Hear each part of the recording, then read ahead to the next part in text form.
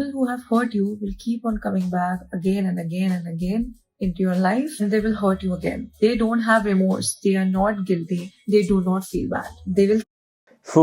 बहुत ज़्यादा दर्द हुआ ना सुनने में। पता है, मोस्ट ऑफ मेरे क्लाइंट्स जो भी मेरा कॉल बुक करते हैं ना, उनकी लाइफ में ये प्रॉब्लम आती है कि उनकी बंदी टॉक्सिक थी, लेकिन अभी भी वो उनकी लाइफ में से निकल ही नहीं रही।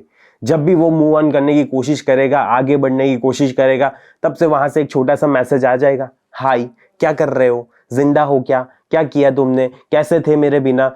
ये सारी चीजें, छोटी छोटी बातें पूछने लगेगी वो बंदी।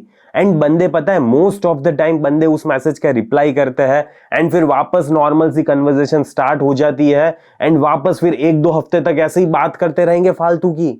एंड फिर जाके है ना, वापस उनको याद आएगा, अरे यार ये पर्सन तो टॉक्सिक था, इससे तो मुझे बात ही नहीं करनी चाहिए थी, मैं क्यों वापस चूतिया बन गया, क्यों वापस उसको मैंने मैसेज किया, क्यों अपने साथ ही मैं ये सारी चीजें गलत कर रहा हूं।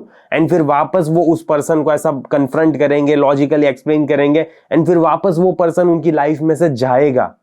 पर यहाँ पे तुम समझ रहे हो, तुम 2 हफ्ते तक वापस तुम्हारा पीस खराब हुआ ना, एंड उसके बाद भी वापस तुमने मूव ऑन कर लिया था, अभी तुम्हें और वापस थोड़ा मूव ऑन करने में मुश्किल होगी, तो क्यों तुम अपने साथ बार बार ये गलत चीज कर रहे हो मेरे भाई।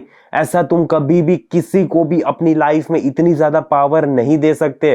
अगर आज ऐसी सिचुएशन है कि वो पर्सन तुम्हारी लाइफ में नहीं है, तो क्यों वापस उसको खटखटाने दे रहे हो, क्यों वापस उसको अपनी लाइफ में ला रहे हो। एक बार चली गई तो चली गई, वापस उसको कभी भी अपनी लाइफ में एंटर नहीं करने देना होता। ये तुम्हारी मेंटल हेल्थ के लिए बहुत ज्यादा खराब चीज है। एंड जितनी ज्यादा तुम अपने आप को प्रायोरिटी देना स्टार्ट करोगे ना, उसकी चिंता मत करो, ठीक है। उसके पास बहुत ज्यादा सपोर्ट करने के लिए लोग होंगे, उसकी फैमिली होगी, उसके फ्रेंड्स होंगे, सपोर्ट कर देंगे कोई ना कोई।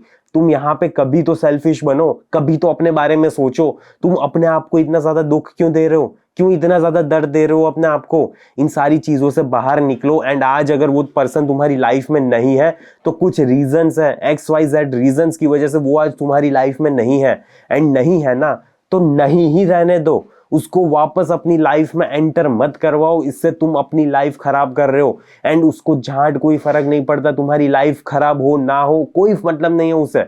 वो तुम्हारी लाइफ खराब करने ही आया है। हाँ, लोग इतने मतलबी होते हैं, कुछ कुछ लोग इतने हरामी भी होते हैं, तो ये सारी चीजों को तुम्हें कंसीडर करना पड़ता है। एंड अगर एक बार चला गया कोई पर्सन, तो वापस नहीं आ सकता तुम्हारी लाइफ में, ठीक है। कुछ बहुत ज्यादा एग्जाम्पलरी रीजंस होने चाहिए उसके पास कि जिसकी वजह से वो वापस आना चाहता है।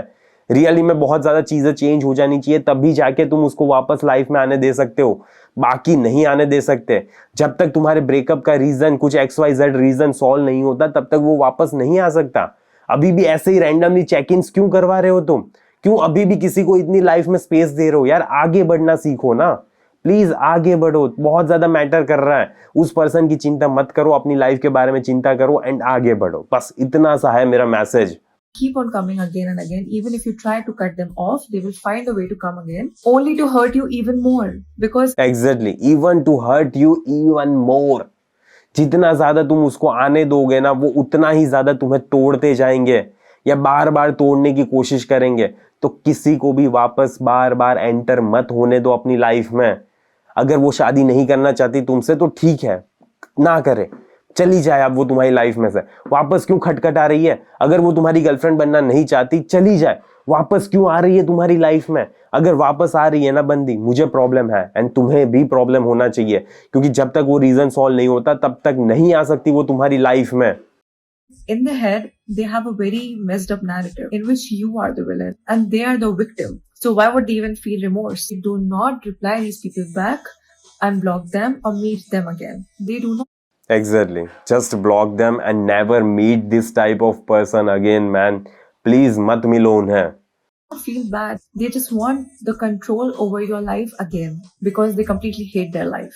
Exactly. Because they completely hate their life. And please ये मैसेज को समझो, अपनाओ एंड जीवन में आगे बढ़ना सीखो। मुझे पता है कि मूव ऑन करना मुश्किल है, लेकिन इसके अलावा तुम्हारे पास आज कोई ऑप्शन नहीं है। तो बेटर है अपनी जिंदगी में आगे बढ़ो एंड वापस अगर कोई बार बार खटखटा रहा है तुम्हारी लाइफ का दरवाजा, एंटर मत होने दो ऐसे टॉक्सिक पर्सन को या ऐसे पर्सन को जो तुम्हें इमोशनली, मेंटली, फिजिकली ड्रेन कर रहा है, तुम्हारी एनर्जी को ड्रेन कर रहा है। ऐसे पर्सन को निकालो कंप्लीटली अपनी लाइफ में से।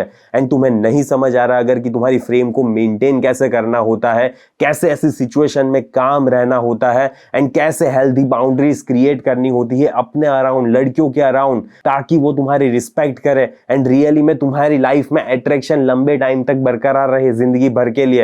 एंड ये फ्रेम भी तुम्हें जिंदगी भर के लिए मेंटेन करनी होती है। तुम्हें अगर इसके बारे में डिटेल में जानना है तो मेरा कोर्स चेकआउट करो, मैस्कुलिन फ्रेम स्ट्रेटेजी। तुम्हें कमेंट में इसकी पेड लिंक मिल जाएगी। 3.5 घंटे से भी ज्यादा का डिटेल्ड वीडियो कोर्स है। उस कोर्स को यूटिलाइज करो, अपने जीवन में इंप्लीमेंट करो एंड कुछ सीखो, कुछ बनो एंड फ्रेम को अपनी जिंदगी भर के लिए रखना। ठीक है, तो बस इस वीडियो का यही मकसद था कि तुम अपने जीवन में आगे बढ़ो एंड ऐसे पर्सन को आने मत दो अपनी लाइफ में। ठीक है, तो टाटा बाय बाय, सी या।